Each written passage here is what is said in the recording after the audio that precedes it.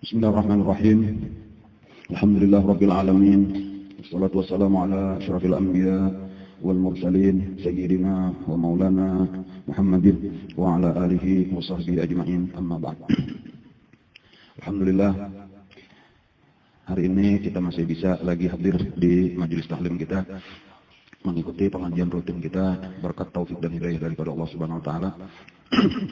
Mudah-mudahan taufik hidayah terus diberikan kepada kita, amin ya rabbal alamin. Masih lagi kita membicarakan, mempelajari tentang kisah perjalanan hidup daripada Rasulullah SAW.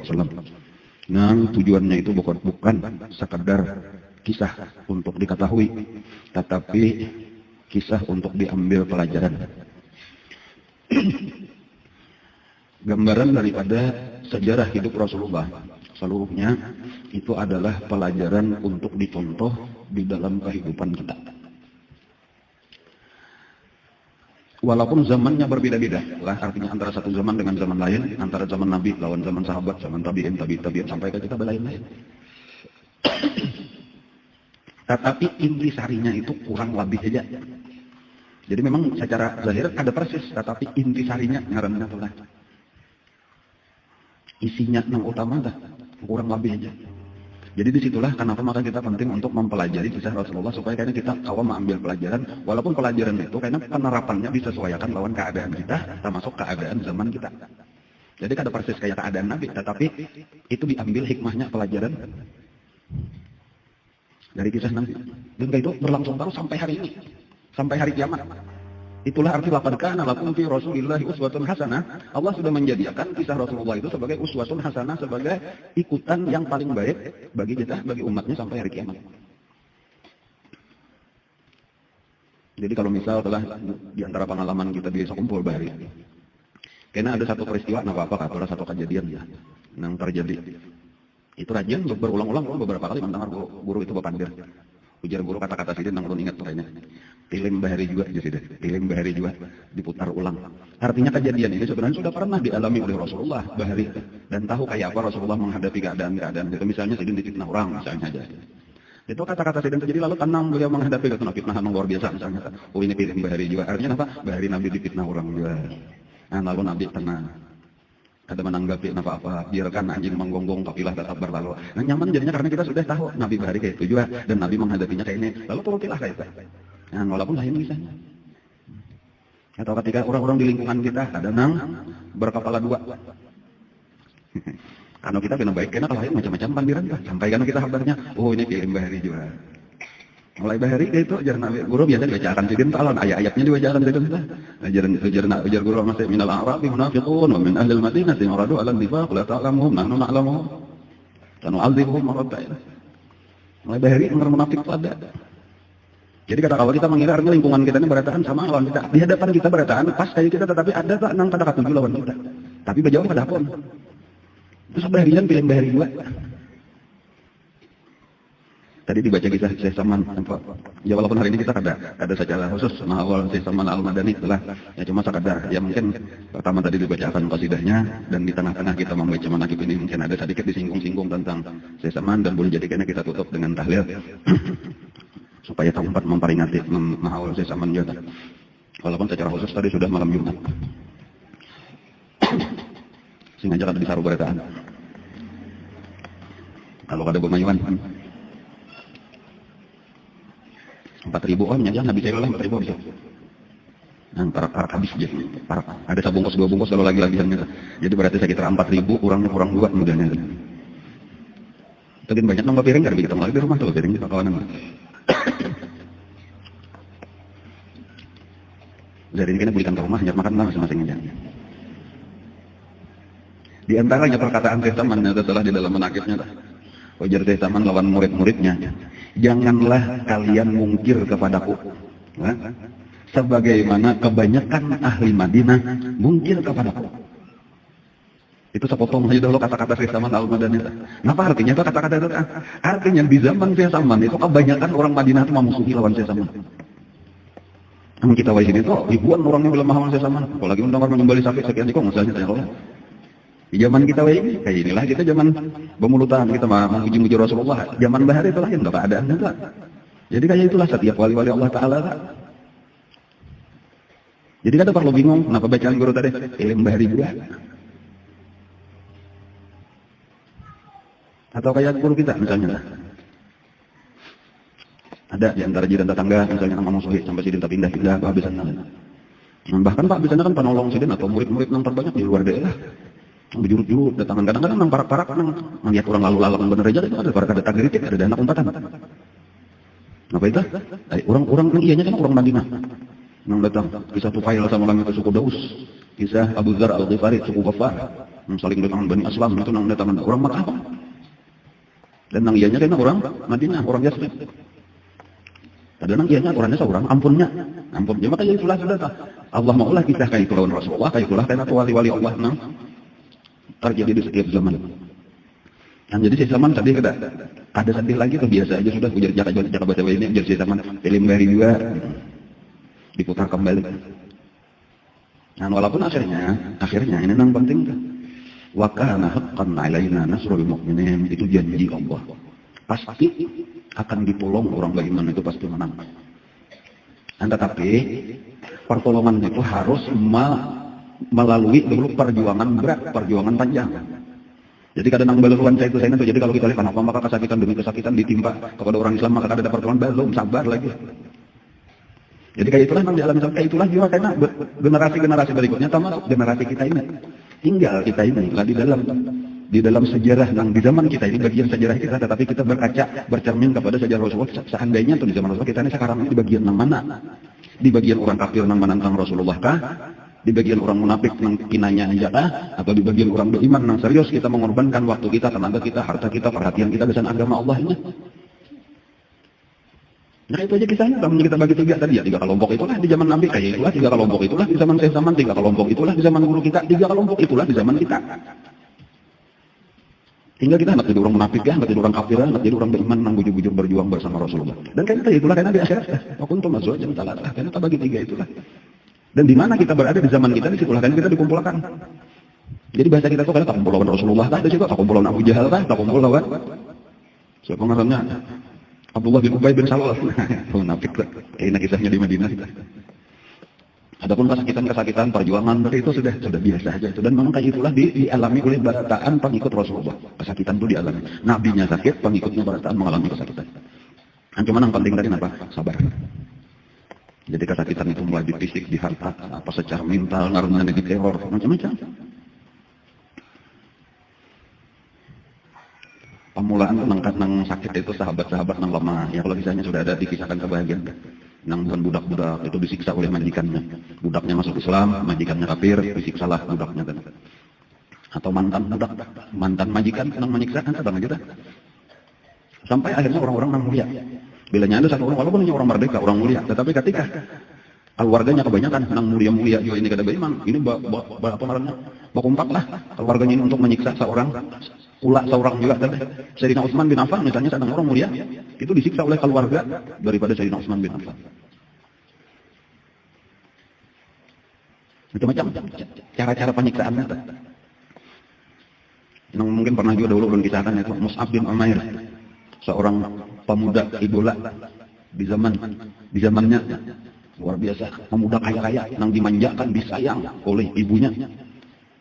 Ada besian baju itu nang kada berkelas, bajunya nang barang-barang, minyak harumnya palarangnya, minyak rambutnya palarangnya, kudanya, pasal pakaiannya. Ketika ketahuan masuk Islam, diambil oleh mamanya barataan, fasilitas itu diambil, bahkan sampai dikurung, ada diberi makannya. Tetapi yang penting kita perhatikan dah. Ada urusan lawan itu, ada peduli. Ketika iman itu sudah masuk, nah ini contoh orang-orang beriman itu ada urusan lawan harta. Karena memang disinilah diantaranya pelajaran yang paling penting daripada Rasulullah, pendidikan utama Rasulullah itu pendidikan iman. Pendidikan iman.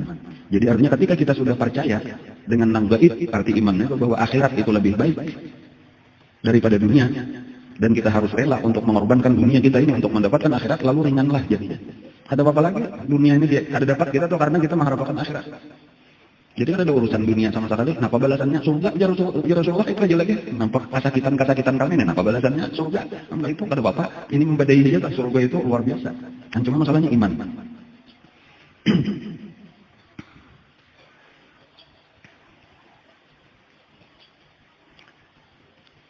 Sa'ad bin Abi Waqqas adalah salah satu daripada sahabat. Orang mulia juga. Itu lahir lagi pulang siksaannya, nih, artinya terornya. Nih. Mamanya Sa'ad dari bin Abi Waqqas ini, itu mogok makan. Dan berjemur di panas. Jadi duduk di panas. Ada hakun makan, ada hakun minum. Kecuali anak kesayangan ini hakun kembali kepada agama asal. Sampai seharian, sampai malam. Tahu sampai esok. Akhirnya Sayyidina Sa'ad bin Abi Waqqas mendatangi. Sudah lama ngomong. Seandainya Pian berisian nyawa 100. Sa'ad bin Abi Waqqas. Pian berisian nyawa 100. Lalu mati tunggal butingan di hadapan mata ulun. Tatap ulun kadahapun berpindah agama. Tatap ulun kadahapun meninggalkan agama Islam. Tasarah pian aja lagi. Hendak belakar silakan. Hendak berjamur silakan. Ulun tidak peduli. Akhirnya melihat kekerasan anak ini tadi. Seorang lapar benar juga sudah. Menyerah. Kalah. Cuma itu contohnya tadi. Ada Sayyidina Bilal, ada siksa yang luar biasa. Di antara yang paling sakit siksaan itu Khabbab, namanya adalah Khabbab Ibnu Arab. Khabbab itu paling berat siksaan di antara seluruh orang yang disiksa itu Khabbab. Khabbab itu budak. Bagawi ditugaskan majikannya di Binian. Ditugaskan di Pandai Besi. Jadi ada beisian Pandai Besi. Panitikan lah, gitu lah. Ampun majikannya tadi.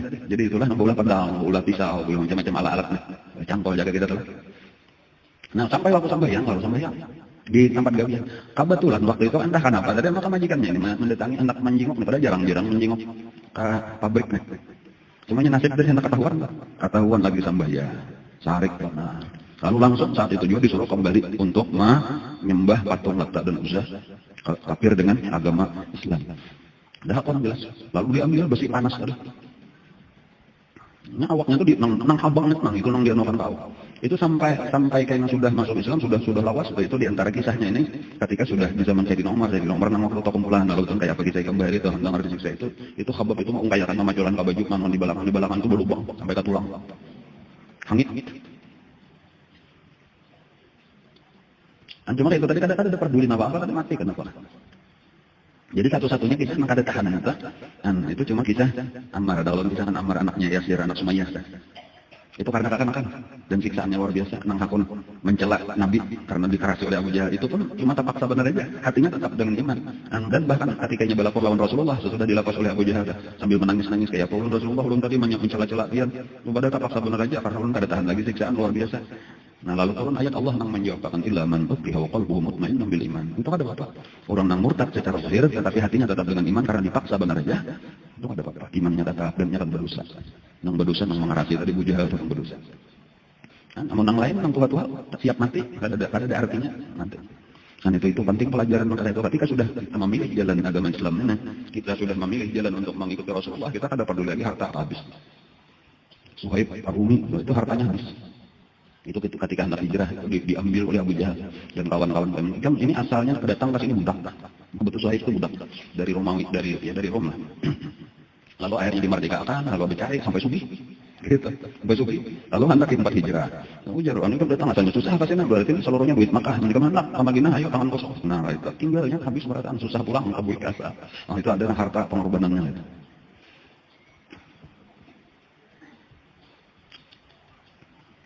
Nah, ketika sudah satu pelajaran pulang yang penting, yang bagus di situ. Ketika orang-orang Islam itu di dalam keadaan lemah, itu Allah Ta'ala menurunkan ayat.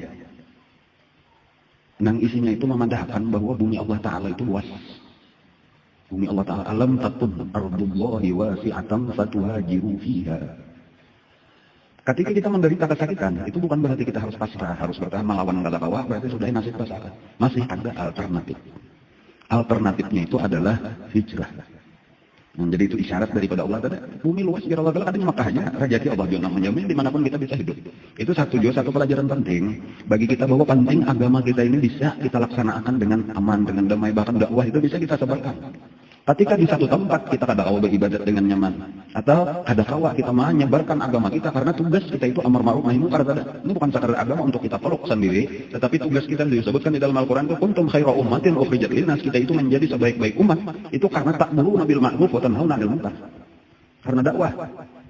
Bukan yang penting asal aku atau kada, kita harus, bukan hanya kita nang Islam, tapi tugas kita menyebarkan Islam itu ke sekeliling kita. Islam itu agama dakwah karena. Nah, ketika ini kada berjalan lagi, nah lalu bumi Allah itu luas. Jadi salah satunya itulah kisah kenapa maka ada hijrah yang pertama, yaitu ke negeri Habasyah. Lalu Nabi memerintah sahabat untuk pergi ke negeri Habasyah. Nah, Habasyah itu di Afrika. Ya Allah, Ethiopia jangan ngarannya wajah ini. Tapi Ethiopia bahari itu belain lawan Ethiopia wajah ini. Dalam artian Ethiopia bahari itu luas. Habasyah itu lebih luas daripada Ethiopia wajah ini, karena Ethiopia wajah ini itu cuma satu bagian kecil dari Habasyah bahari, sudah terpecah-pecah jadi beberapa negara. Nah, alasan Nabi memerintahkan sahabat untuk mengarahkan sahabat untuk hijrahnya itu ke Habasyah. Karena ujar Nabi, di Habasyah itu rajanya adil. Dia tidak berlaku zalim kepada siapapun daripada rakyatnya. Itu yang penting. Jadi sebenarnya keadilan itulah yang penting supaya orang nyaman hidup. Ketika terjadi kezaliman seperti di Mekah, nah disitulah orang kada nyaman lagi hidup. Dan bahkan di dalam Al-Quran disebutkan langit dan bumi ini tegak itu dengan bilqis, dengan adil. Artinya apa? Ketika sudah kada adil, sudah kada imbang runtuh. Ditimbangan banyak ada sama, kita andak kihang, kita andak di sini janganlah. Itu harus sama menghantar rananya, kata nabilanya barat tabala gugur. Itulah yang terjadi sebuah negara, sebuah kerajaan. Selama itu adil, maka itu akan tegak. Tapi apabila di satu tempat, di satu negara sudah ada adil lagi, tunggu keruntuhannya. Jadi misal aja nah, sebagai contoh, ini di antara yang paling ada adil misalnya Amerika. Amerika itu terkenal ini sebagai orang nang negara berkuasa di dunia, negara adidaya. Tetapi dikenal beratan orang tahu Amerika itu mempunyai standar ganda. Artinya bilanya bukan inya ukurannya kayak ini HAM dan sebagainya. Bilanya ukuran orang lain teroris macam-macam itu tanya ada bujur timbangan apa? Bilanya anggaran menguntungkan nya, di bilanya anggaran kada ada keuntungan, ada di bilanya. Itu tunggu kehancurannya aja lagi, dan itu sunnatullah walan tajidah li sunnatillah tabdila. Bahkan ini berlaku secara umum. Islam sekalipun, apabila kada adil, tunggu kehancurannya. Bahkan orang kafir tadi bilanya adil akan bertahan. Jadi itu penting, satu pelajarannya. Keadilan itu penting. Dan itulah tadi alasan Nabi menyuruh sahabat-sahabat untuk hijrah ke Habasyah. Nah, yang pertama-tama hijrah ke Habasyah itu adalah Sayyidina Utsman ibnu Affan radhiyallahu an beserta istrinya Ruqayyah bintu Rasulullah sallallahu alaihi wasallam. Jadi pemulaan tulak Habasyah sesudah dapat izin tadi itu untuk hijrah, itu Sayyidina Utsman dan istrinya Siti Ruqayyah, anak Nabi SAW. Jadi minanto lawan anak Nabi. Bahkan disebutkan oleh Nabi, ujar Nabi Utsman, awwalu man hajara ba'da Lut. Utsman ini adalah orang pertama yang berhijrah sesudah Nabi Lut alaihissalam. Jadi bahari terakhir ada hijrah itu adalah Nabi Lut alaihissalam. Berhijrah dari Irak ke Palestina mengikuti Nabi Ibrahim alaihissalam. Dan itu peristiwa kurang lebih 3000 tahun yang lalu. Jadi kata lagi itu terdengar kisah hijrah. Sesudah itu nangaran bujur-bujur hijrah Sayyidina Utsman lawan Siti Ruqayyah beserta beberapa orang yang lain. Yang jumlahnya itu pertama-tama itu sekitar 12 orang. Orang-orang yang pertama masuk Islam.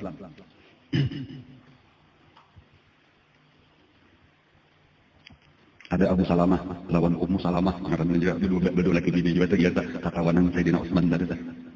Abu Salamah lawan Ummu Salamah. Ummu Salamah itu ya Hindun namanya binti Utbah, itu karena jadi bini Nabi.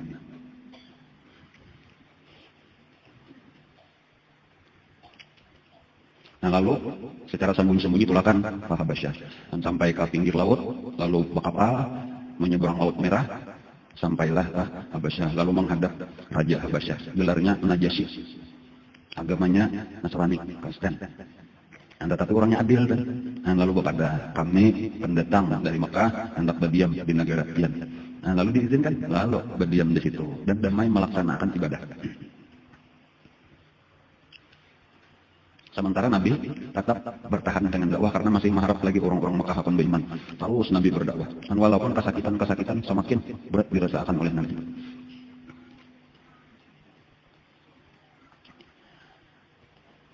Pernah pada satu hari lah, Nabi melihat tokoh-tokoh Quraisy itu terkumpul. Ini memang rajin berkumpulan di sekitar Ka'bah. Kelompok-kelompok. Nah pada waktu itulah Nabi memang cara dakwah Nabi itu kayak itu terang-terangan menyaring di tengah orang banyak membacakan Al-Quran. Lalu pada waktu itu Nabi membaca Al-Quran dengan nyaring. Berataan otomatis memperhatikan. Jadi orang Islam memperhatikan, orang kafir mendengar. Dan itu Al-Quran tadi dasar. Nah pengarangnya menarik perhatian lah itu. Nah ketika waktu itu telah sampai ayat sajadah, Nabi kita membaca. Lalu Nabi kita sujud. Orang-orang Islam pun sujud. Tanpa sadar, tanpa terasa. Orang kafir pun sujud. Nah, karena terpengaruh emosinya mendengar ayat Quran tadi. Dan ini menjadi berita besar. Nah kalau zaman itu lah berita, istilah kalau kan mendengar berita besar itulah kalau ini kan masuk koran ya, kalau masuk surat kabar, masuk TV ya, kalau ada bahari nampak alat media orang bahari lah media ngarannya tuh media tuh penyampai berita nang efektif kemana-mana mudah tersebar, itu adalah syair. Jadi media di zaman Rasulullah itu adalah syair. Jadi berita itu dirangkai dalam rupa syair. Jadi bila ada peristiwa besar, tapi hanya peristiwa yang kecil-kecil, penyair ulir mau ulang berita. Jadi kayak wartawan itu zaman bahari, wah ini wartawan karena itu penyair. Dan penyair inilah satu-satunya yang diperhatikan orang bila ia membaca bapandir. Jadi karena disuruh bila datang penyair baca syair, bacanya lah syair itu berisi di antaranya berita-berita penting tadi. Dan salah satunya tadi adalah itu penyair-penyair itu menyusun syair itu berita tentang berita besar itu bahwa Nabi membacakan Al-Quran dan bertahan orang pun sujud ketika Nabi kita sujud. Itu syair sampai beritanya dari mulut ke mulut dan itu kehebatan orang Arab pulang. Sekali mendengar syair itu apa? Model kayak kita juga, cuma kita ini kadang-kadang hafal, cuma kan bila kita mendengar berita, itu kalau kita berkisah beluan kita. Di anu jadi kita terjadi, apakah kayak itu berkisah? Karena ini berkisah orang lain, kamu nggak sambung, tetapi bari kisahnya syair tadi. Yang disampaikan tuh, mendengar anak baca syair kayak ini. Tuh apa syairnya, apa bacaan, ini bersambung sampai ke Habasyah. Nah di Habasyah itu dikira, disinilahnya karena beritanya jauh dan sambung-bersambung tadi. Lalu orang-orang Habasyah itu mengira bahwasanya orang Mekah sudah masuk Islam beritaan. Itu beritanya nang dikira. Itulah kisah kenapa Mekah bulikan nang di Habasyah. Kecuali beberapa orang nang bertahan. Nah itu kisahnya kenapa Mekah bulikan. Sekalinya sampai di Mekah, berita itu tadi kada bujur, salah paham benar aja. Nah, jadi di situ kisah lah karena hijrah ke Habasyah itu terjadi 2 kali. Jadi ada hijrah pertama ke Habasyah, kemudian hijrah kedua. Kenapa sampai 2 kali? Karena sekali yang pertama itu bulikan pulang karena mendengar berita tadi nang salah. Nah, jadi kesimpulannya juga satu pelajaran juga berita itu jangan ditabuk duluan. Di kolom-kolom aja dulu bujurah kata perlu cek dan recheck. Nah, supaya jangan salah informasi. Nah, lalu itu hijrah ulang yang kedua belakang. Nah, dan makin lawas makin banyak aja yang hijrah yang kedua. Nah, itu total terakhir itu sekitar 80 orang jadinya di dalam hijrah yang kedua. Nah, walaupun itu hijrah secara sembunyi-sembunyi. Artinya kalau memang berhubungan bimba itu akan beratan kata karena saya kok berdua tuh kan. Nah, cuma karena di situ disambut oleh yang sudah ada yang dicariakan tempat, cariakan usaha. Nah, cuma tadi kawan melaksanakan laporan ibadah kayak saja kawan melaksanakan ibadah di situ dengan tenang, kada ada lagi disakiti oleh orang Quraisy karena di Habasyah tadi bebas. Nah, di situ orang rajanya ada, ya silakan orang Kristen melaksanakan ibadah agama Kristen, orang Islam melaksanakan ibadah Islam, agama-agama lain pun silakan juga tanpa diganggu oleh siapapun. Nah, itu di antara kelebihannya Raja Najasyi.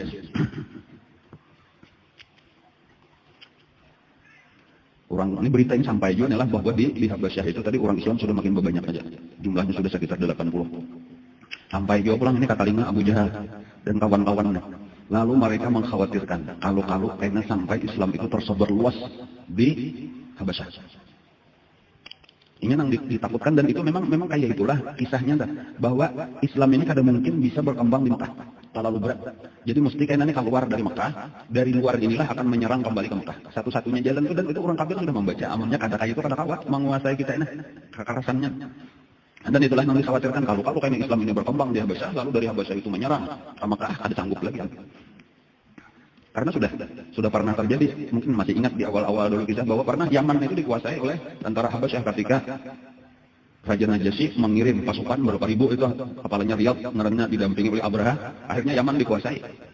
Dan itu berkelanjutan Yaman itu berapa generasi dikuasai oleh Habasyah itu sampai akhirnya bisa dilepaskan itu ketika ada seorang daripada keturunan raja-raja Yaman yang terdahulu itu minta pertolongan lawan Persia.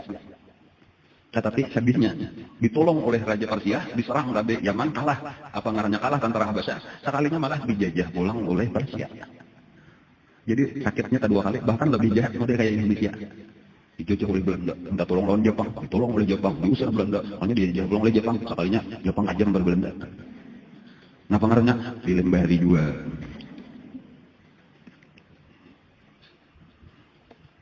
Ya itulah minta tolong lawan orang kafir.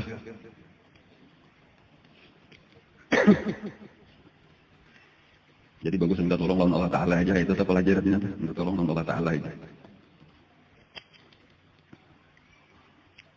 Mengirim utusan, bukan tokoh-tokoh Quraisy nih, mengirim utusan. Beberapa orang dikepalai oleh Amr ibn al-As. Waktu itu belum masuk Islam lagi. Salah satu pengaruhnya Jokowi ini diplomat, juru bicara politik. Datang ini menghadap kepada Raja Najasyi supaya dinikahkan. Orang-orang yang dikirim ke bawa ke Mekah pulang karena ini dicari oleh keluarganya. Mereka ini adalah orang-orang yang meninggalkan agama nenek moyangnya, dan mereka ini membangkang, mereka ini melawan, menjelik-jelikan Tuhan kami, membodoh-bodohkan orang pintar kami, itulah anda. Tolong budikan. Nah, usir mereka dari negeri Habasyah. Keluarganya sudah menunggu untuk memberikan hukuman kepada masing-masing. Nah, untung Raja Najasyi itu raja yang adil dari Raja Najasyi. Sebelum aku menyerahkan, aku hendak mendengar langsung dulu. Nah ini bagusnya. Nah, dan lalu dipanggil lah. Orang Islam takutan, apa kita nasib kita bisa diusir, kayak nanti diberikan diserahkan lawan orang-orang kafir kita bisa, dan itu nang dikhawatirkan.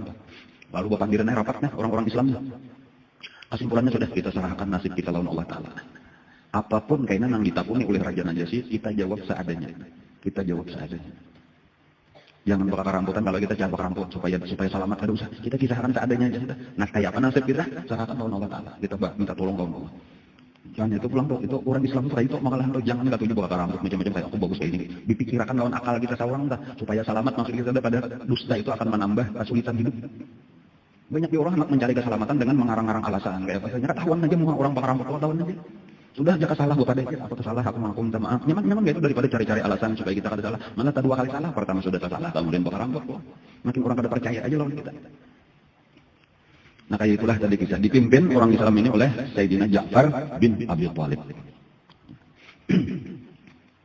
Nah lalu menghadaplah, jadi sebelah sini Amr ibn al-As, tokoh Quraisy. Sebelah sini tadi Ja'far bin Abi Thalib. Nah lalu di hadapan Raja Najasyi.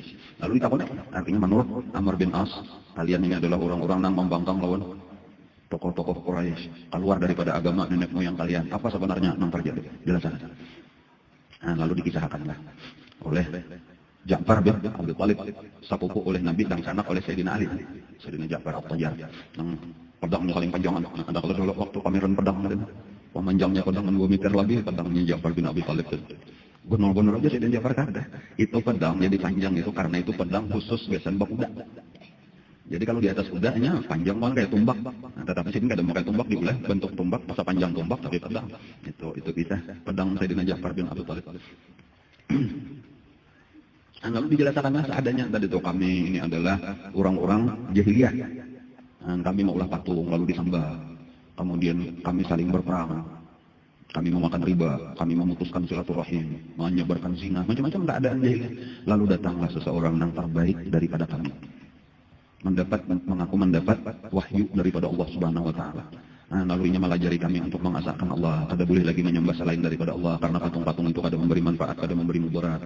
Nah, lalu dilarangnya kami untuk memakan riba, dilarangnya kami untuk memutuskan silaturahmi, disuruh kami untuk beribadah cuma kepada Allah. Jelaskan segala-galanya dia jelaskan.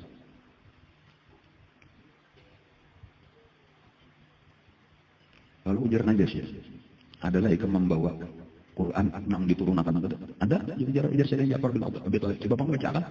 Dan maka dikeluarkanlah satu sahifah, lalu dibacakan di hadapan Najasyi. Nah, Najasyi ini orang yang alim, jadi selain raja, alim tentang agama Nasrani. Jadi ilmu tentang agama Nasrani itu dikuasai. Itu yang sudah mendengar ayat Al-Quran yang dibacakan oleh Sayyidina Ja'far bin Abi Thalib itu kata-kata Najasyi itu kayaknya. Seluruh yang kita baca itu bersumber dengan apa yang dikatakan oleh Nabi Isa. Itu dari satu sumber yang sama. Artinya, sebagaimana yang pernah disampaikan oleh Nabi Isa itu berasal dari Allah, disampaikan oleh malaikat Jibril. Ini yang ikan baca ini dari Allah, disampaikan oleh malaikat Jibril juga sama muncul. Itu kata-kata Najasyi. Lalu keputusan Najasyi, aku pada menyerahkan. Biarkan mereka ini hidup di negara. Nah, kayak itu. Nah, lalu kecewalah Amr ibn al-As. Bulikanlah pulang, alhamdulillah. Gembira orang Islam karena kada jadi diusir, kada jadi diserahkan lawan rombongan Amr ibn al-As.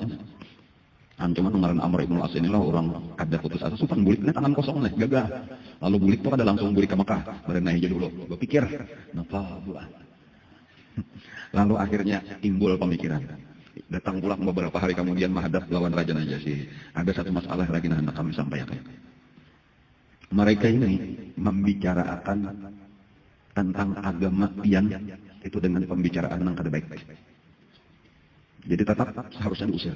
Jadi bukan lagi permasalahan itu antara orang Islam lawan keluarganya di Mekah hampir itu karena itu kada ada urusan lagi. Ini sekarang hendak diadunya antara orang Islam lawan agama Nasrani sendiri. Artinya ini menyebut tentang Nabi Isa kada sesuai dengan apa yang pian yakini. Menjelaskan tentang agama pian itu kada bujur. Kayak apa penjelasannya? Aduh, sana ujar Amr bin As, panggil aja takuni seorang, mungkin anak-anak supaya menguatkan andinya. Bukan ulun yang mendadak, panggil lagi. Takuni kayak apa pendapatnya tentang Nabi Isa? Kayak apa pendapatnya tentang agama Nasrani? Nah, lalu dipanggillah orang-orang Islam. Nang maju tadi tetap Sayyidina Ja'far bin Abi Thalib. Nah, lalu ditakuni kayak apa masalah Nabi Isa? Kayak apa masalah agama Kristen menurut di dalam Al-Quran? Lalu dibacakanlah ayat-ayat Al-Quran yang mengenai penciptaan Nabi Isa, bahwa Nabi Isa itu sebenarnya adalah seorang nabi, bukan Tuhan, bukan anak Tuhan. Innama sala Isa inda Allah kama tali Adam khalaqtahu min turabin tsumma yaqulu lahu kun fayakun. Raja Najasyi ini tahu pulang. Jadi bukan seluruh orang Nasrani itu sama keyakinannya. Tahu bahwa di dalam agama Nasrani ada keyakinan kayak itu, nang muwahhidin itu ada. Dan bahkan sejak itulah masuk Islam. Artinya cahaya kebenaran Islam itu masuk ke dalam hati Raja Najasyi. Akhirnya apa? Ditolak pulang permintaan Amr ibn al-As. Artinya ini kan tidak ada masalah karena kayak inilah keyakinan daripada agama Nasrani. Lalu buliklah dengan kecewa dan ada jalan lagi, buliklah ke Mekah. Walhasil diplomasi gagal. Nah, itu aja. Dan di antara keajaiban yang seterusnya itu dipanggil pulang karena kenapa ngarannya Ja'far bin Abi Thalib, lalu mengucap 2 kalimat syahadatlah Raja Najasyi masuk Islam. Tapi masuk Islamnya secara sembunyi-sembunyi. Kada wani terang-terangan. Dan karena memang kebanyakan daripada orang Nasrani di Habasyah itu memang kada menganggap Nabi Isa itu sebagai nabi, tapi lebih kebanyakannya itu menganggap Nabi Isa sebagai Tuhan atau anak Tuhan. Dan itulah memang agama Nasrani itu sudah dirasuki kayak itu. Jadi kesulitan untuk membawa ibadah Allah. Jadi disembunyikanlah agama itu. Dan bahkan sempat kena terjadi peperangan karena dicurigai ini kenapa maka begitu membela lawan orang Islam atau sebagian orang-orang Nanghiri lawan Raja Najasyi itu sempat curiga. Sempat terjadi perdebatan, akhirnya sampai terjadi peperangan, terjadi pemberontakan lawan Raja Najasyi yang masih menyembunyikan keislamannya walaupun akhirnya pemberontakan itu bisa dipadamkan, dikalahkan dan Najasyi itu tetap menjadi raja sampai meninggal. Tetapi satu permasalahan itu yang dilihat oleh Nabi kita, kenapa maka kada dilanjutkan ke hijrah ke Habasyah itu kada disuruh berataan orang dan kada dijadikan Habasyah itu sebagai pusat penyebaran agama Islam, karena memang Raja Najasyi itu ada wani mengungkai keislamannya secara terang-terangan sehingga sulit kena untuk berkembang agama Islam di situ. Nah, jadi artinya secara pribadi aku masuk Islam, tetapi agama Islam bukan kayak itu. Agama Islam itu kita harus tegas, harus berani terang-terangan dan kita siap untuk menerima risikonya. Ada ini takutan lagi, ada rasa takutan namun terang-terangan, kayaknya malah aku diberontak orang, kayak apa nasib, dia itu masih setengah-setengah, itulah kan. Dan itulah yang menyebabkan Nabi Jakab kita mantah untuk meneruskan hijrah ke Habasyah. Nah, walaupun Nabi memuliakannya orang Islam, dia cuma kayak itulah kualitas keadaannya, belain lawan yang dikehendaki. Jadi seharusnya Islam itu tegas, gitu, jelas-jelas saja sudah, dan kita yakin dijamin Allah. Jadi modelnya yang jangan dikehendaki itu kayak Najasyi itu harus memproklamirkan keislamannya dan membawa orang lain masuk Islam itu dan minta menghabari Nabi kita, Nabi akan hijrah ke sana, pertolongan diberikan Allah, seluruh Afrika itu akan diislamkan. Kemudiannya harapannya kayak itu. Cuma ternyata ada sampai. Jadi walaupun orang Islam itu dibebaskan untuk melaksanakan agama, tetapi mereka kada boleh berdakwah agama Islam itu di negeri Habasyah. Itu penyebab ada maju jadinya. Bahkan kayaknya akhir-akhirnya berataan bulikan walaupun bulikannya bukan ke Mekah tetapi sesudah Nabi hijrah ke Madinah. Nah, dan pada saat itulah karena Raja Najasyi meninggal, itu Nabi sembahyang gaib untuk Najasyi. Nah, jadi satu pelajaran juga tuh, pelajaran aja lawan kita tuh, kada kayak itu kita tuh kan jangan merasa cukup asal aku masuk Islam, aku selamat. Ada kewajiban kita kepada lingkungan kita untuk berbawaan. Dan kada perlu takutan apa-apa. Kada perlu takutan. Ini kan takutan kalau kayak nanti aku ditolak, lalu diberontak, lalu aku ampe jadi raja. Masih ada dunia, jangan ada dunia apa-apa. Adapun dari tantangan macam-macam itu berat, itu biasa aja sudah. Khabbab ibnu Arat tadi sesudah disiksa adalah itu datang kepada Rasulullah. Waktu itu Rasulullah lagi di Higa Ka'bah. Wahai Rasulullah, kadang sudah siksaan ini luar biasa. Bukan hanya kepada ulun, ya ulun alhamdulillah tahan aja, maka ini kesakitannya. Dan sebagian daripada sahabat tadi ditolonglah oleh Allah, diberi Allah keajaiban seperti majikannya Khabbab ibnu Arat itu menderita satu penyakit. Nang datang kepada dukun, biar dukun ini penyakitnya ini marga menyakiti seseorang zalim dan kada obatnya kecuali kepalanya itu di apa ngarannya ya dipanasi lah dengan besi panas. Dan kayak itulah kesakitan kepala luar biasa bilanya diandaki masih panas, luyuh, tapi hanya merasakan nyaman. Sampai akhirnya meminta lawan Khabbab sendiri. Ada Khabbab nang tukang andakian bak pada bahasa orang mandaki. Yang itu balasan Allah tuh nampak. Ada juga Zunairah, namanya ada binian Zunairah. Itu dipukuli oleh majikannya sampai buta. Jadi pukul di kepala, di muka sampai matanya kada melihat lagi. Jadi bilanya berjalannya jadi orang buta lah, di tangan jadi jalan. Itu ditertawakan oleh bukan Abu Jahal, ini jah dilaknat, karenanya kafir lawan Hubal. Matanya penglihatannya diambil oleh Hubal. Ya berdoa, Zunairah tadi, ya Allah, pian nang menghilangkan penglihatan ulun bukan Hubal, dan pian sanggup mengembalikan, langsung melihat pulang. Dan majikannya tadi nang menjadi buta. Nah itu ada keajaiban nang seharusnya orang nang melihat mereka itu beriman. Cuma kayak itulah orang nang kafir tetap kafir sampai mati. Nah, lalu kisah Khabbab tadi, datang kepada Rasulullah di Ka'bah, ujar Khabbab, wahai Rasulullah, kadangnya kesakitan orang Islam ini sudah luar biasa. Ulun mau usulkan dia kapan pian berdoa, meminta lawan Allah supaya kita ditolong. Ujar Nabi, kan kayak ini pelajaran jauh pulang lawan kita inilah pelajaran terus saja asal kita bisa memperhatikan. Ujar Nabi, wahai Khabbab, orang-orang yang dahulu daripada kita, mereka di dalam melaksanakan agamanya mengalami kesakitan kayak kita juga.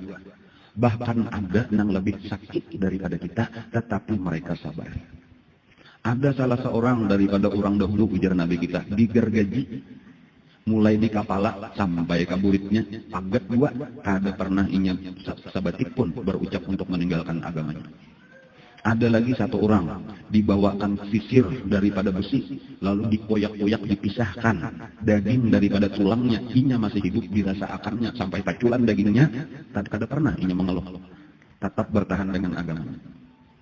Kayak itu Nabi dah, bukan doakan tadi sampai mendengarnya, kita harus sabar, kita ini masih tergesa-gesa, sabar aja, karena belum sampai waktunya. Padahal kayak itu sudah dirasakan oleh orang Islam, cuma Nabi kayak itu malah jadi. Dan kayak ini satu pelajaran. Nah kadang-kadang kita ini merasa terlalu lawas sudah berjuang, padahal itu belum apa-apa lagi, orang bahari jauh lebih berat daripada itu, mereka masih tahan. Kayaknya ujar Nabi ada masanya pertolongan Allah itu ada, cuma kita ini ajulah, dan kita tahu innal insana khuliqa ajulah. Oleh kemin ajal ini ketujuh hendak laka saja kada tanya bayar. Jadi tingkatkan sabar aja lagi, karena ada masanya. Orang satu saat nanti karena ada orang akan berjalan dari kota San'a itu sampai ke Hadramaut, itu tanpa takut apapun kecuali Allah. Dan yang ditakutkannya cuma paling-paling pengarannya Abi ba'al ghanami, jadi Nabi paling-palingnya yang ditakutkaninya pengarannya serigala yang mengganggu kambing-kambingnya. Artinya aman karena ada masanya orang Islam tuh ada gangguan apa-apa di dalam langsung cuma belum lagi. Apa hasibtum an taqulu apa hasiban nas ayaqulu amanna wa hum la yuftanun? Apakah manusia mengira bahwa mereka itu cukup dengan berkata kami beriman padahal mereka tidak diuji? Walaqad fatanna alladziina min qablihim, sungguh kami telah menguji orang-orang sebelum mereka. Masathumul ba'sa wad-dharra, telah menimpa akan mereka itu kesakitan, bahaya, kemudaratan. Wa zulzilu, dan mereka itu diguncang sehabis-habis guncang. Artinya luar biasa. Kesakitan. Hatta yaqula Rasul walladzina amanu ma'ahu mata nasrullah. Sampai nabinya dan orang-orang beriman yang bersertanya berkata, mata nasrullah, kapan pertolongan Allah? Ala inna nasrullahi qarib, ketahuilah bahwasanya pertolongan Allah itu dekat. Jadi di antara hikmahnya kenapa? Maka ada langsung saya itu ini supaya semakin berat perjuangan kita, semakin tinggi derajat kita di sisi Allah. Nabi Musa, misal sebagai contoh inilah film baharinya lagi lah. Walaupun film kita tentang ianya Rasulullah, tetapi Rasulullah itu diberi Allah kisah nabi-nabi di dalam Al-Quran itu linusabbita bihi fuadak.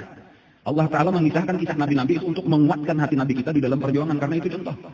Jadi lalu salah satu contoh daripada perjuangan nabi yang dahulu itu adalah Nabi Musa alaihissalam itu berjuang dengan musuhnya Nabi Musa sendiri, namanya Fir'aun. Itu luar biasa. Fir'aun itu menyembelih anak palakian, ya kalau lah membiarkan hidup anak bibinian, macam-macam kesakitan dari Fir'aun. Sampai akhirnya Nabi Musa lawan Nabi Harun itu berdoa kepada Allah minta pertolongan supaya dimenangkan orang beriman, dan dijawab oleh Allah Ta'ala, laqad ujibat da'watukuma fastaqima.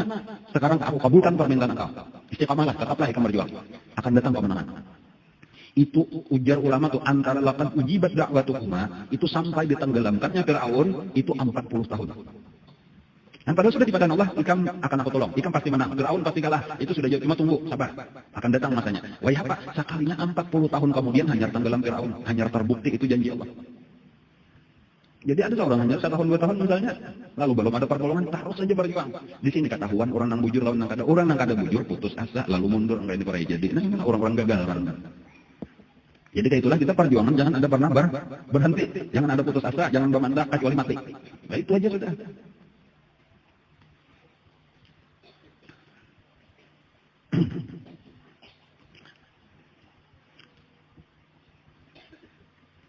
Ketika sudah tadi nilai, teman-teman lagi. Ketika sudah macam-macam cara adalah dilaksanakan pada berhasil untuk menghentikan dakwah, macam-macam, segala macam cara nang terpikir itu dilaksanakan. Apa aja, bukan giran pulang, bukan kafir Quraisy, kenapa pulang kita ini gagal maning. Tapi kalau putus asa, jadi sebagaimana orang kafir kada putus asa untuk membendung dakwah Islam, seharusnya orang Islam jangan putus asa juga untuk terus maju. Ya Allah, karena kita benar dan pertolongan Allah pasti lawan kita kayak kita. Nah, jadi pelajaran juga orang kafir, walaupun gagal maning tapi terus maju. Di antara tawaran-tawaran itu kayak inilah tawaran nang tuha-tuha pulang dikirim, nang tuha-tuha dari orang kafirnya. Datang di Nabi supaya Nabi ini kelihatan anom. Kayak ini aja nang tuha-tuha. Ubay bin Khalaf namanya adalah apa kan Jepang coba. Umayyah bin Khalaf itu orang Tuha adalah Walid bin Mughirah itu orang Tuha. Punya nang sen agama kayak Abu Jahal itu masih pemuda-pemuda lagi itu nang umuran Nabi aja lah bisa tak ya ukuran negara itu. Ini nang senior gitu sisa-sisa orang Tuha lagi nih dikirim menghadap Nabi. Lalu nang Tuha-tuha ini nang bebandir lawan Nabi. Kami nyarinya melihat ada mau bakat untungan yang sudah apa namanya perselisihan antara ikam lawan beban tokoh-tokoh Quraisy. Kita berdamai aja sudah. Kayak ini. Bagai gantian aja sudah. Kayaknya sehari menyembah Allah, berataan. Kayaknya ikam pulang sehari menyembah patung. Nah, jadi damai sudah orang Islam. Jadi seandainya nang bujur itu agama ikam, maka kami pun tak umpat juga bujur, karena kami biasa juga menyembah Tuhan ikam. Tapi seandainya kami bujur, ikam pun umpat juga nang bujur karena ikam bahan-bahan menyembah juga Tuhan kami. Nah, itu di antara tawarannya nang Tuhan tadi kan. Jadi Nabi kata, "Oh, kayaknya pulang tugas Nabi." Ada Nabi. Nah, kayaknya aja. Hari Sabtu kami menyembah Tuhan ikam sehari, nah kami bakal aja atau itu di dalam Sabtu itu sehari aja, ikam umpat hari Minggu, besukan.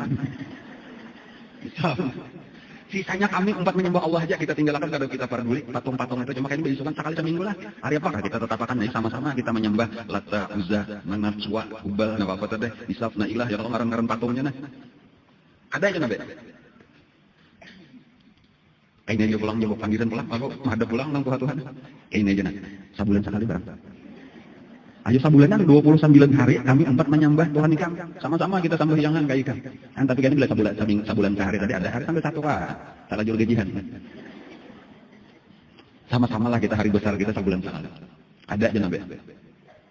Akhirnya ini aku kami nang Tuhan bakal aja lo nanum ini pahabisan benar sudah kami siap untuk menyembah Tuhan ikam selama 1 tahun penuh kecuali sehari kita sama-sama menyembah Tuhan kami. Dan sadarnya kalau kami bakal siapa nang lama siapa nang karas sabujuran entah kami ya ikam kah. Dan sadarnya kalau nalah coba kami sedang aja 1 Januari kah di tanggal berapa kah kayak itu kasar kami lagi kita tetapkan itu hari kita bersama-sama menyembah patung, sisanya kita menyembah Allah aja 1 tahunan. Ya, di sini ketahuan siapa nang tabujurnya anak baik hubungan kami yang bukan ikam kah? Orang Tuhan, panggil orang Tuhan, pahabisan jalan ya Abu Jahal mau utus nang Tuhan. Amunnya orang lawan akal, mesti bujur bukan orang kafir. Tetapi kita ini kan lawan akal. Agama kita ini bukan nakal, ini lawan syara. Karena pada saat itulah Allah menurunkan Al-Quran. Qul ya ayyuhal kafirun. Katakan wahai Nabi Muhammad kepada orang-orang kafir, la a'budu ma ta'budun. Aku tidak akan menyembah apa yang kalian sembah. Wa la ta'buduna ma a'bud. Dan kalian pun tidak perlu menyembah nama aku sembah. Nah itu turun surah Al-Kafirun. Jadi itu dari Allah langsung itu. Walau sehari pun kada boleh kafir. Bila sudah Islamlah secara total. Jangan hakun bergantian. Dan wacana istilahnya pemikiran ini sangat bahari di zaman Orde Baru lah itu pernah terpikir kita kayaknya hari raya bersama, Natalan bersama, ada tak orang Islam juga itu sudah tak ada dulu Abu Jahal pikiran itu. Artinya demi napa ngarannya nang beragama. Nang kesatuan kita umat beragama se Indonesia ada nang itu tuh wacana ngarannya pemikiran. Ya walaupun langsung ditantang oleh orang Islam enggak. Ada bahari Natal bersama, kayaknya ada Lebaran bersama, kayaknya ada nyepi bersama. Nah apa-apa lagi ngarnya Waisak bersama ya kalau lah kayak bisa apa itu walau setahun sekali kan bisa. Sudah orang agama orang juga lakum dinukum bab dengannya. Wal ya di agama jangan dicampur-campur. Ini bukan masalah budaya benar aja, ini masalah agama, masalah akidah. Pada kawa dicampur-campur kayak itu. Nah, jadi tegas kalau sudah urusan nang ini kata kawa. Jadi bukan masalah pengarasan kata ini memang peraturan agama. Kata kalau ditawar-tawar ini masalah menyembah nang lain ada boleh sama sekali. Jangankan sehari sabetik kada boleh. Kafir kita murtad kita. Namun aku nanya bapak tuh kalau sehari di dalam setahun. Nah gitu tadi. Jadi walhasil apa? Gagal maning.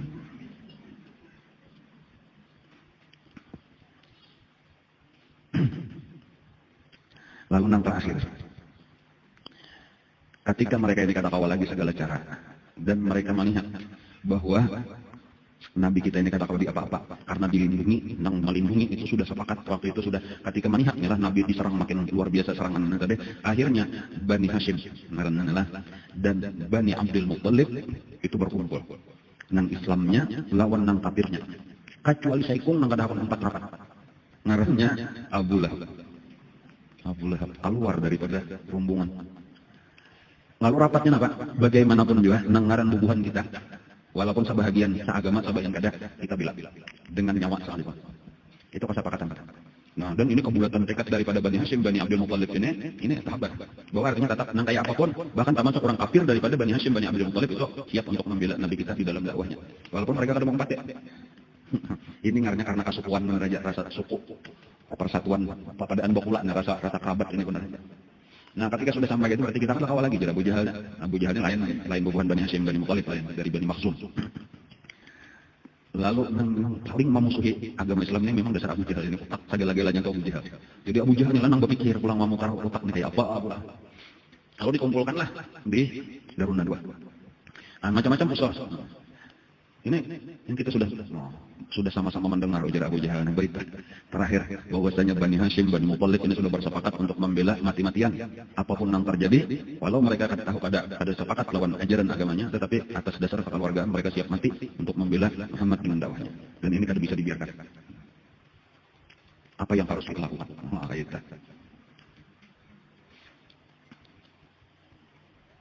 Kita bunuh, saya kau ada usaha. Ujar Abu Jahal ini dibunuh sama aja lawan berperang. Nah, ada lagi yang mengusulkan kita usir dari Mekah. Makin diusir jadinya mencari apa karena mencari penduduk lain gini bisa lebih besar kita kata mau kontrol lagi kan serangnya Mekah. Wah hasil. Habisannya ada lagi usul macam-macam besar ada di Karimah. Habisannya ada ikam aja sudah Abu Jahal. Apa usul ikam soal? Kayaknya ujar Abu Jahal sudah saya pikir-pikir. Secara mendalam saya kaji saya telah. Satu-satunya cara kita boikot seluruh Bani Hashim dan Bani Muttalib dan siapapun yang mendukung. Maksudnya diboikot apa? Jangan kita juali makanan, jangan kita berhubungan, jangan dipandiri, jangan hakun kawin. Nah, punya macam-macam. Jadi segala macam jangan ada lagi kita putus hubungan kita sampai mereka merasakan kesulitan hidup di Mekah. Kecuali satu, mereka hakun menyerahkan Muhammad sebagai gantinya hidup-hidup dan kita perbuat terserah kita. Nah, lalu ditulis. Itu kesepakatan tadi itu ditulis, dilarang dan ini disepakati oleh berataan tadi dah. Nang hadir pada waktu itu, nang hadir di Darun Nadwa itu menyepakati. Lalu ditulis kepada seluruh orang Quraisy dilarang berhubungan dengan Bani Hashim dan Bani Muttalib mulai saat ini sampai waktu tidak terbatas. Ada boleh menjual apapun kepada mereka, tidak boleh membeli apapun daripada mereka, tidak boleh kawin atau dikawini oleh mereka. Nah, peraturan-peraturan itu ditulis di atas apa namanya kulit binatang, yang ada kertas dan ditempel di dalam Ka'bah. Nah, lalu diumumkanlah itu pemboikotan tadi, dan ini kesakitan yang paling besar diderita oleh kaum muslimin di Mekah. Dan ini berlangsung selama 3 tahun. Jadi mulai tahun ke-7, jadi berarti kisahnya sudah mulai memasuki tahun ke-7, 8, 9, sampai awal 10. Jadi 7 ke 8, setahun yang lelah, 8 ke 9, 9 ke 10. 3 tahun itu luar biasa kesakitan. Ya mungkin ada terasa duluan di awal-awal, makanan masih banyak aja lagi. Nah, tapi kan makin awas makin sakit, sampai di puncaknya itu di akhir tahun ke-3 itu sudah luar biasa, kelaparan luar biasa. Dan di sinilah Abu Talib walaupun tidak ada masuk Islam, tetapi sudah berjanji tadi paling sayang melawan Pak Kaman, membela sampai mati lawan Rasulullah. Dan lalu Abu Talib itu membawai seluruh keluarga Bani Hashim dan Bani Abdul Muthalib tadi untuk baku kumpul. Artinya memang asalnya orang Islam tak bisa-bisa nang keluarga ini. Kita berkumpul aja sudah. Supaya kita saling membantu orang lain. Kada ada lagi nang membantu kita, kada ada lagi nang mengawani kita, kada ada lagi nang akan berhubungan dengan kita. Kita papadaan inilah supaya kita berkumpul. Dan lalu dicari satu tempat.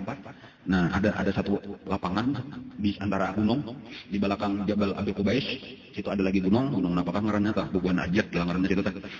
Di situlah ngarannya Syi'ib Abi Thalib. Kelihatan aja kalau pian misal duduk di Maulid Nabi, kalau kelihatan aja mah apa kebelah bahkan situ itu ada terowongan kalau sini situ belum masuk ke situ bis terowongan terminal bis di situ bis menuju Mina. Nah, kalau orang datang di Mina ke situ karena parkirnya ke situ lah. Ngarannya Syi'ib Abi Thalib sampai di ngarannya Syi'ib Abi Thalib. Kampung Abu Talib. Disitulah Nabi kita dan sahabat-sahabat selama 3 tahun diboikot. Ada kau mengadakan hubungan apapun. Sampai mengalami kelaparan luar biasa, tangisan kakanakan, nang halus semua, katanya orang nang beisian hati itu. Marah kakanakan kelaparan tidak ada makan. Ada masuk anak nang halus di situ ada.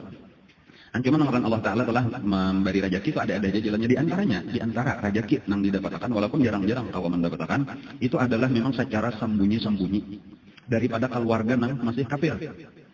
Nah, tetapi karena ada hubungan kekeluargaan itulah nang mengirimi makanan secara sembunyi-sembunyi. Caranya mengirimi makanan itu yaitu entah diisi lawan bahan makanan sebanyak-banyaknya lalu karena ada celah antara gunung, 2 gunung itu ada celah halus di situ unta malam-malam kayaknya jalan sebelah lalu dipukullah unta itu tadi lalu bukahlah unta jalan celah tadi sampai kayaknya ke hadapan orang Islam lalu diambil.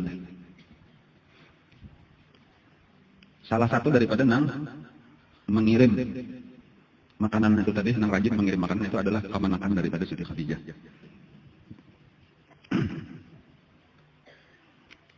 Dan ada beberapa orang yang lain gitu dah. Padahal orangnya tadi Islam. Ancamannya mengarang raja atau Sayyidina Hamzah, kadang-kadang Sayyidina Hamzah 4 di situ juga walaupun ini sebagai tokoh gimana kada kawan apa-apa lagi juga ini memang sudah peraturan Abu Jahal tadi dan tokoh-tokoh Quraisy pada boleh bawa hubungan. Cuma Sayyidina Hamzah ini kan terkenal sebagai seorang pemburu.